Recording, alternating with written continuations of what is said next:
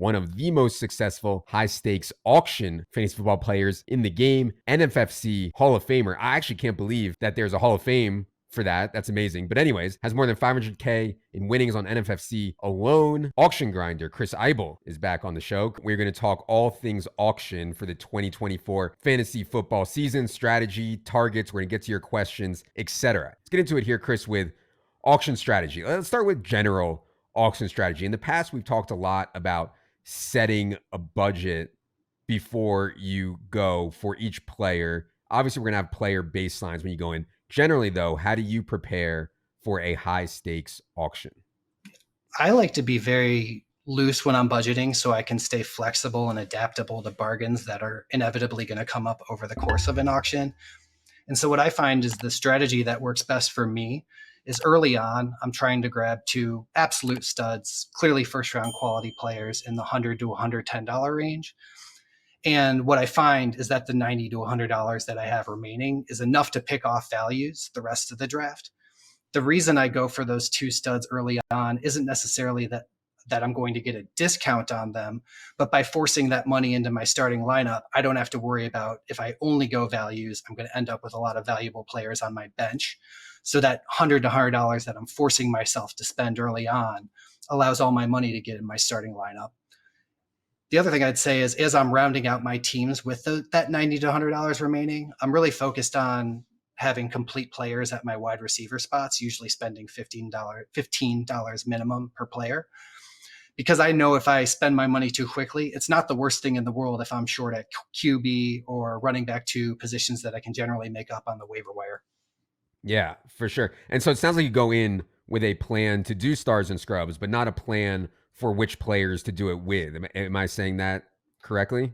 That's right. And I probably do it. I probably play a step short of full stars and scrubs because I do think that $90 that I leave behind is enough to take advantage of the players who just go, if the bidding on Sam Laporta stops at $15, I want to have the ability to say 16 throughout the rest of the auction.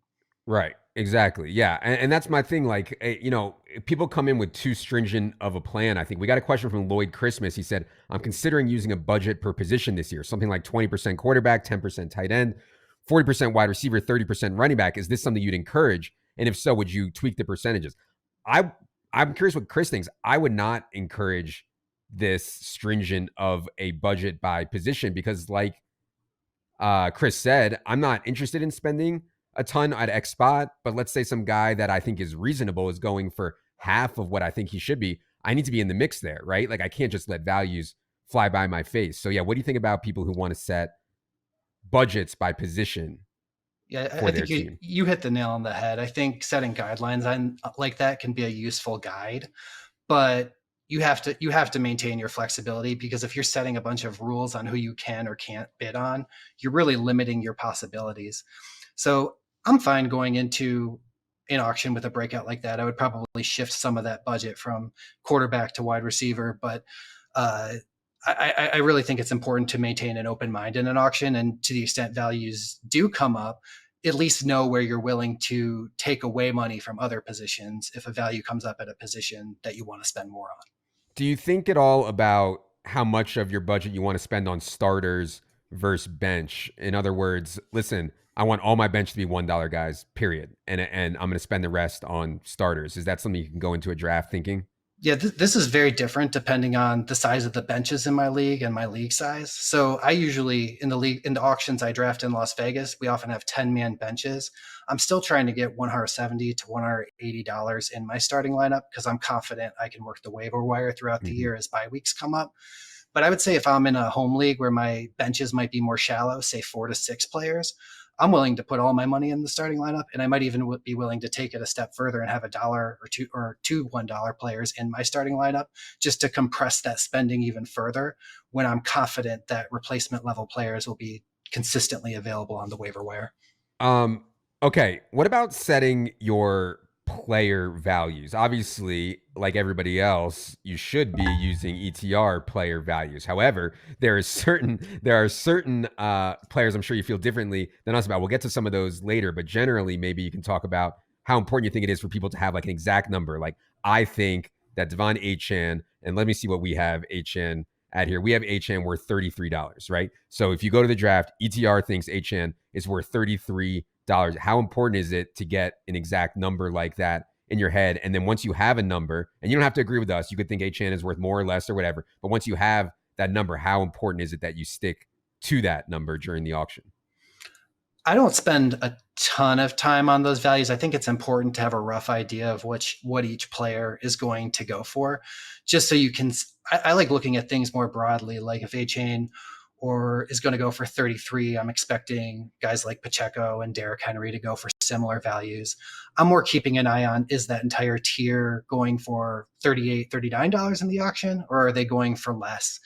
And evaluating who I want to bid on based on how much A-Chain went for. So if A-Chain goes for 36, then I probably don't want to go after Taylor, or sorry, probably don't want to go after one of those other running backs like Derrick Henry or Pacheco at 36. So really just looking at players in tiers like that.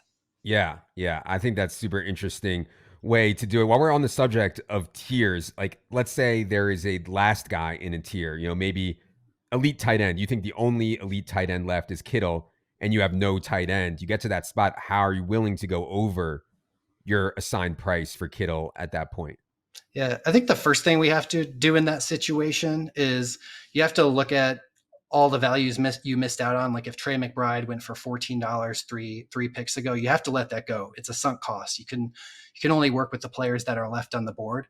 So if I'm looking at Kittle and he's the last tight end on the board, I'm trying to ask myself, what can I do with this money if I don't spend it on Kittle? And if Gus Edwards and Cortland Sutton are the best players elsewhere, I'm probably just going to go after Kittle and accept the fact that I have to spend too much on Kittle, versus if other players are running out of money and Chris Godwin and Tank Dell are still on the board, I'm fine being weak at tight end and establishing advantages elsewhere. I just want to make sure I'm able to establish those advantages with my remaining money. Okay. Let's talk about 2024 specifically and how it sets up for roster construction.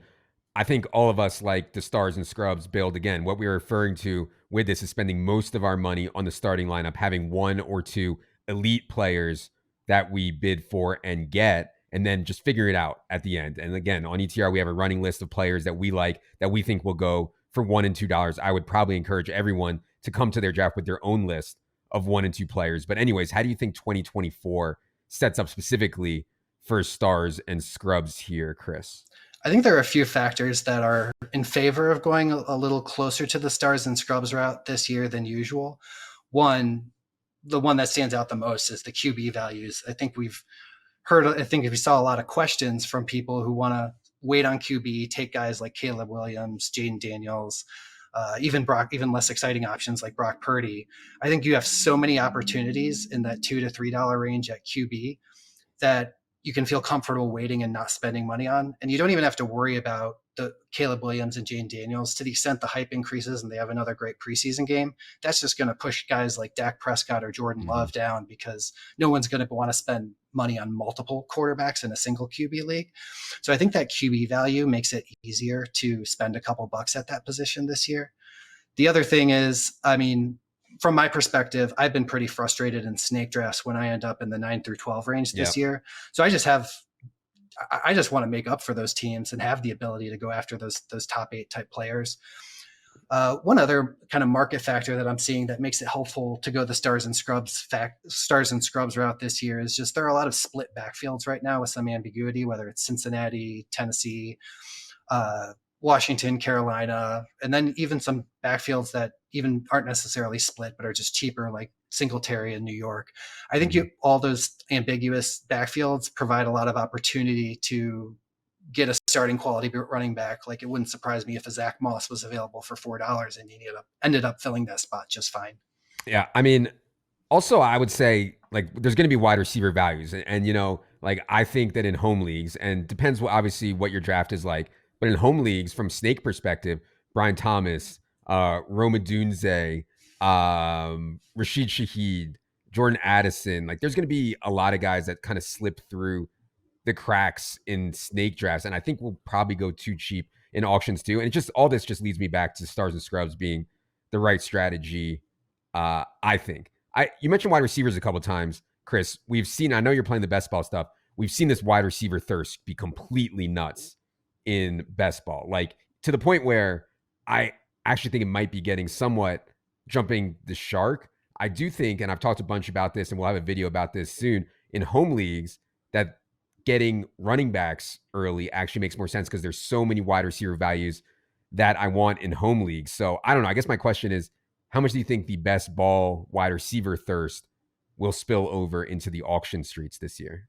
I think it's going to happen over time in the future. I think more and more people who play in your home leagues are joining sites like Underdog and firing off $25 drafts. So that was definitely something I was curious as I started evaluating auction prices a few weeks back. Fortunately, I think this year I just haven't seen it in the prices, whether it's paid for leagues at NFFC or ESPN home leagues. I'm still seeing that tier of that Deontay Johnson, Zay Flowers, Amari Cooper, those types still going for attainable prices and that start with a one instead of a two or a three. Mm-hmm. And so I still think in home leagues, I agree with you completely. There are still plenty of opportunities to grab wide receivers that might not be available on Underdog or best ball drafts at other sites. Yeah, it's not like the $1 receivers or the $2 receivers that I want. It's more like that tier that Chris is talking about, where, you know, really talented wide receivers who can break a slate for you that you can get for $15 or $16. That is where I think there's probably some inefficiency. On tight end this year, I think it should be pretty flat. And we're starting to see this in ADP a little bit, where Laporta and Kelsey are starting to creep back in ADP closer to that Kincaid, McBride, Mark Andrews tier. Of course, I didn't even mention yet the Pitts, Kittle, Ingram tier as well. So I just think, like, in a lot of auctions, I kind of just want the cheapest guy out of those top 8. I'm not sure exactly how I could execute that in an auction, though, other than just, you know, seeing what happens, bid for all these tight ends, all these top 8 tight ends that I like, and see which one I can get for the cheapest. What do you think about that strategy for tight end this year in auctions? Yeah, I think you're going to find that those top 8 tight ends are probably a lot more attainable than at least I thought they would be going into evaluating prices. When I looked at prices this year at NFFC and ESPN, I think the thing that jumped out to me, I was kind of planning to go in like, I'm fine getting an Njoku, Goddard, or Yeah. Ferguson for $3-4. But what I've been seeing is guys like Laporta, McBride, they're only going in the teens, which feels pretty out of place with respect to where they're going in snake drafts. So I'm more open than I thought it would be to going after one of those top 8 tight ends. The other thing I'd be looking for when looking at tight end, it's nice that guys like Bowers, Goddard, and Njoku are fallback options if you do miss out on tight end. The one thing I'd watch for in your leagues is if someone else is doubling up at tight end, that kind of forces you to that next tier of maybe Dalton Schultz, Pat Fryermuth, and that's fine. But I find it a little more problematic to overcome that than the quarterback position, which I think is a bit deeper. Yeah, I think that's super interesting for sure. And yeah, if you're willing to go to that Caleb Williams, Jaden Daniels tier at quarterback, which I am personally in home leagues, then yeah, there's certainly so many options there. We have McBride worth 18 out of a $200 budget and Laporta up in the 20s. So yeah, I mean, those guys in the low teens, I think would be certainly really interesting ways to do it. All right. We got a bunch of questions on nomination strategy. People are fascinated by nomination strategy. They think that this is like the skeleton key to winning auction drafts. I think nomination strategy is important. I don't think it's like the most important thing. I guess we should start with early stages. People always want to know, should I nominate guys that I like or not? I think there's two schools of thought on that. Early, very early, sometimes people are gun shy with their money, especially inexperienced players. If there's someone you like and you get into a bidding war with someone, they might just back off because they're like, this is the first. What am I doing here? I'm not going to blow all my money on the first pick, even if they really like the guy. Other people would say, wait till everybody spends some money. They'll realize they don't have that much left, and then you can nominate guys that you like. So, what do you think about nomination strategy in the early stages, Chris? I like to be aggressive, and for the reason you mentioned, and I don't understand psychologically why it happens, but it is a common phenomenon in auctions, even in high stakes auctions in Vegas, that those first few players get rattled off and people are a bit gun shy, whether they're afraid to spend. A lot of it is, I think a lot of teams might go in expecting, oh, I'm going to get CeeDee Lamb. And if I don't get CeeDee Lamb, I'm fine with Amon-Ra St. Brown or Justin Jefferson. So what I find happens pretty frequently is that when you nominate that player below first, that Justin Jefferson or Amon-Ra St. Brown before CeeDee Lamb, people don't necessarily know how to react because they viewed Mhm. those guys as a fallback option, and they end up going in the mid 40s, where if they had gone a couple nominations later, they might end up as $50 players. As far as overall strategy, once you get past that initial stage where I find consistently people to be gun shy, the approach I try to take is I'm measuring what people are going for against the values that I've established going in. And so if guys are going for too much money, then I'm going to keep throwing out guys who I don't want to go for too much money. If guys are going for too little money, then I'm going to keep nominating guys I want to build my team early. And if I check out the rest of the auction, that's fine. But I'm going to take those values when I can get them. Yeah, for sure. What about end game nomination? You only have maybe $10 left, $20 left. At that point, are you nominating guys you actually want, or are you nominating false flags? Yeah. Well, I actually think end game nomination is way more important than in the beginning, Yeah. because just to give an example, when Jamar Chase gets nominated early, the bidding is going to start at $35, and there'll be a full minute that takes place before he settles in at $50. With the end game, it's the one area of the auction where I would say spend your time prepping, because you really need to have that list rattled off of $1, $2, $3 players that you want to go after. I think you mentioned Jack Miller has a great article on your website. That list is going to evolve of $1 or $2 players as we see preseason action and rules are established. And the ability, contrast what I just described with Jamar Chase and that minute you have. When Ty Chandler gets nominated for $1, six people in the room want Ty Chandler for $2. The person who's Hmm. going to get him is the one who's waiting to hear Ty Chandler and pounce. So I think it's really important to have those guys in your head. As far as nomination tips, it's tricky, and I only get this right half the time. But what I'm asking myself is, the money starts to dwindle down and I start to get to those $1 to $2 players, you really need to estimate what the best $1 player available is that nobody else is going to bid $2 on. So it's not going to be those hot handcuff running backs like Yeah. Bucky Irving, Braylon Allen, Ty Chandler. It's going to be someone of the Trey Sermon variety who people are maybe a little less excited about. Yeah, for sure. Well, that brings me to my next question, which is players that we think will get bloated at auction and then players who we think won't. And just generally, like the stereotype is always the buzz guys, right? Like the young ascending guys, just like you would see in ADP. You're seeing guys like Jaden Daniels fly up a round or two, and they's going to get bloated in auction also, probably beyond the price that we think he should be worse. And then boring guys, you know, any kind of boring guy that seemingly doesn't have a lot of upside is likely to not get you in a bidding war at an auction. I think that's just like an easy way to think about it. But yeah, any more thoughts on that and any players you think specifically this year are going to get out of control in auctions you'll be at? I think what you're describing is especially true in auctions.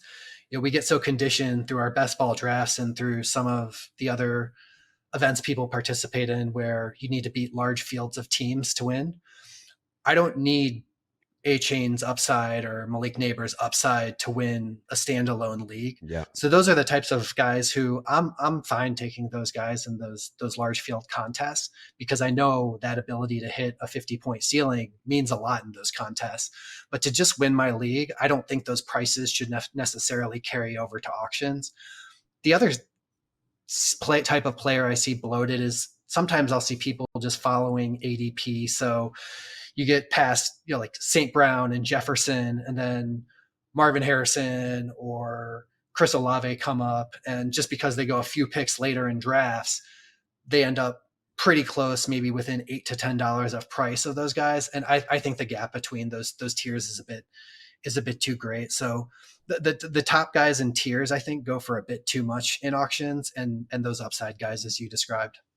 Yeah, I mean, what do you think about someone like Joe Mixon? Like we have him worth 21. I don't have like a strong take on Joe Mixon. I don't think he's sexy. I don't think he's necessarily boring either. He's the kind of guy that I think would be like in line at auction, right? And same with someone like, I don't know, Keenan Allen or some of these like veterans who you know what you're going to get.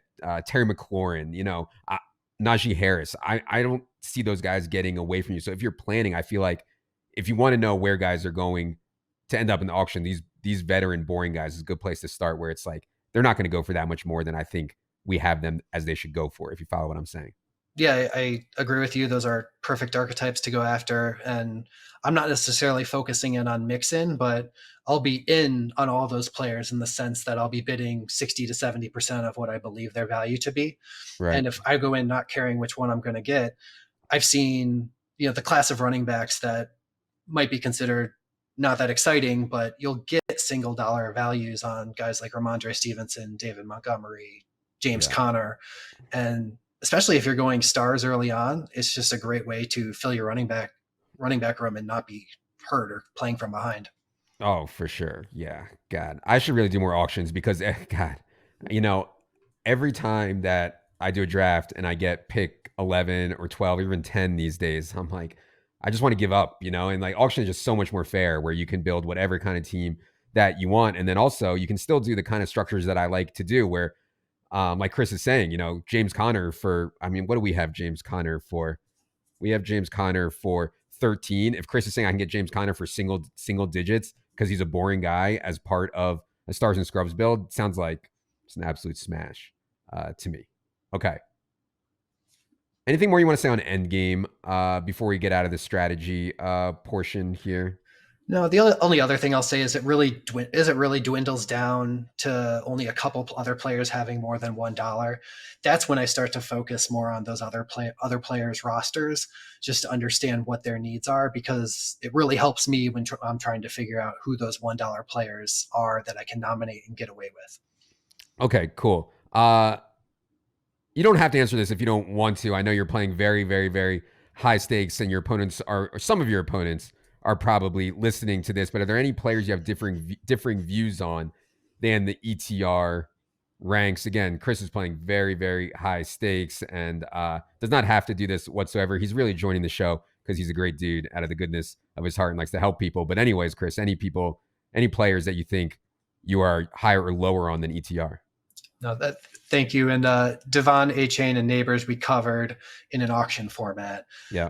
One of the guys I'm probably a little bit lower than ETR ranks in general. I am a little bit more scared of Devonte Adams than you guys are, just from what I'm hearing from Antonio Pierce. I know Adams was able to kind of maintain his pace after Pierce took over last year, but a lot of it involved force feeding him the ball in the first quarter, and that was easy to do with Jacoby Myers is really the only other option to throw to. But I think adding another competent receiver in the mix with Brock Bowers is just another mouth to feed in an offense that doesn't seem to want to throw passes. So I'm a little nervous there.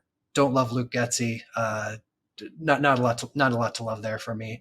And I probably have guys like Amari Cooper or Rasheed Rice ranked pretty similarly to Adams if right now. And you guys, I'm actually right with you on Rasheed Rice. You guys are higher than on him than most, and I think that's been helpful in having a lot of people be ahead of the curve because I'm pretty optimistic about where things are headed with him.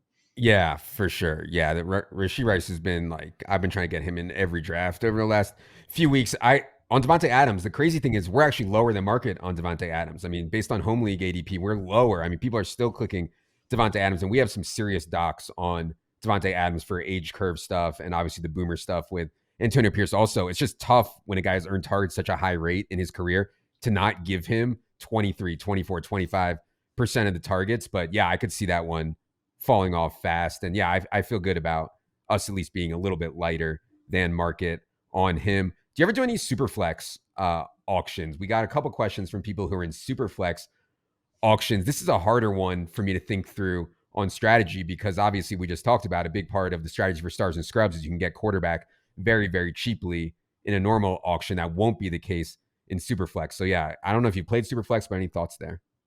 Yeah, I don't play Superflex at the high stakes auctions in Vegas, but I do have a couple home leagues, and so the biggest thing I'm looking for there with Superflex is I try to find where that cutoff is of quarterbacks where I can at least talk myself into a top 10 story. And I think on the ETR rankings, that list runs about 17, 18 quarterbacks deep. And I'd personally also probably throw Matthew Stafford onto that Mm-hmm. list. Uh, what I'm looking for there is I feel pretty good this year about.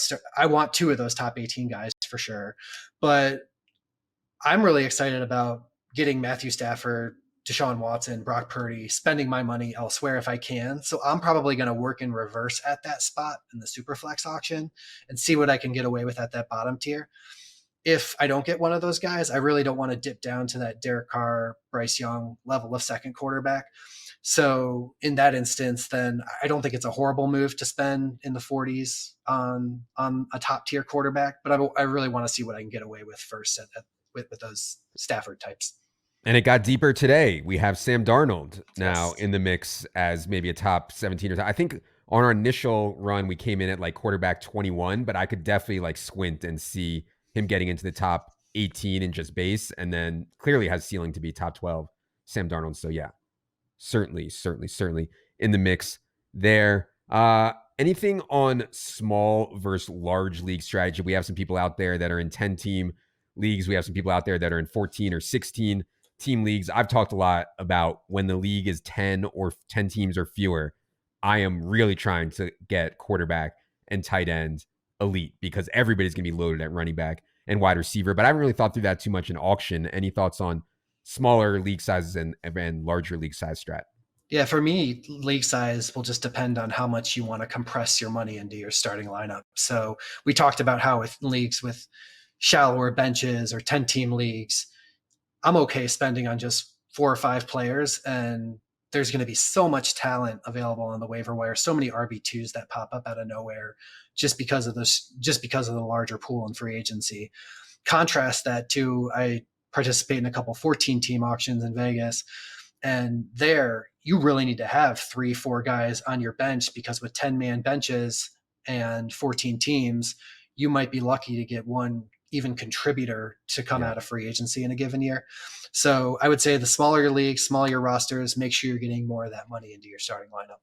for sure. All right. We got a couple of listener questions here I wanted to get to from Mark Winokur. He says, without having to make ADP driven decisions, how do best ball and snake drafters pivot from concepts like zero and hero RB and dead zone RBs to more optimal auction strategy, or do they have to? So I guess Mark is more asking, you don't have to come into a draft with a strategy like I'm going to go zero or hero RB here. You can let the draft come to you, or maybe you do in an auction. So yeah, what do you think about Mark's question?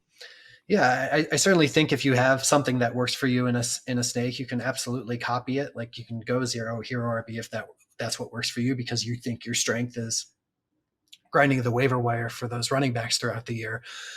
Alternatively, there are a number of other additional strategies that you maybe can't necessarily employ in a snake draft. Like I mentioned earlier, James Conner, Ramondre Stevenson, David Montgomery. Those are 3 guys that I've seen go around that $9-10 range. And I can just decide, hey, forget running back. I don't necessarily need to need to I can just take the whole dead zone and accept the fact that one of those 2 guys is not going to work out, and it doesn't cause me any risk or cause me much risk because I'm only spending $30 on the position. So I think it just opens up a number of opportunities that don't exist in Snake. Yep, for sure. Kyle says, last question here. Kyle says, where do you find the most value in an auction relative to Snake this year? I.e., what part of the distribution would you go overweight? Do you find cheap? Top tier running back, wide receiver 14 to 25. Yeah, I've talked a bunch about this. I think it's close at the top between guys like Brees and Bijan and the wide receivers that go up there. And where I think the inefficiency is, at least in snake home leagues, is going to be that middle wide receiver range. I think we'll also see that in auction, but I'm not sure. Any thoughts on inefficiencies this year in auctions? Yeah, this is a great question, and because it's something that jumped out as I'm looking at auction prices is what I view to be inefficiencies between the tiers. And so, an example of that is I find the kind of the mid second to honestly partway through the 5th round to be pretty flat this year. I can Mm-hmm. make cases for why those 5th rounders are going to be better than the 2nd rounders. And to give an example of that, take like a DK Metcalf or a Michael Pittman. I'm seeing prices around $30 for those guys. So, and there's a tier of wide receivers, and say I think it's 28 to 34, where you have Rice, Flowers, Tank Dell, Amari Cooper sometimes slips there in auctions, Chris Godwin, Deontay Johnson. I can put together arguments for why I think those guys are going to be every bit as it is good as those $30 receivers, and I would much rather have two of those guys. So I know that's a tier that I'm going to be hammering pretty hard. Mm-hmm. Gone over some of those old dusty running backs that I'm into at the $9 to $10 range. That's another tier that I think is super useful to the extent I'm going stars early. But I really like that wide receiver 28 through 34 tier this year. Yeah, agreed. Okay. That is going to do it for this year's auction strategy pod. I hope all you auction bros out there got a lot out of this and enjoyed. If you want more on auction rankings and strat, head to establishthorun.com. Part of the draft kit, all the auction stuff is indeed there. And huge thanks to Chris for coming, giving up his time and his candid knowledge on this. I don't know if you want to be found, Chris. I don't know at all, but if you do, let the people know where they can find you. At Chris Eibl, just one word, ChrisEibl. Is there like a where can I go see the NFFC Hall of Fame? Like see like a plaque or like a bust of your face in the NFFC Hall of Fame window? They should put the face on there, but I do have one. I should have brought that in the background instead of the moss, but yeah, I'll be sure to share that with you one day. Oh, I love it. Okay, that's so good. Good luck this year in all your drafts. Go out there and crush. For Chris, for producer Luke, for producer Ryan, I am Adam. Good luck, everybody.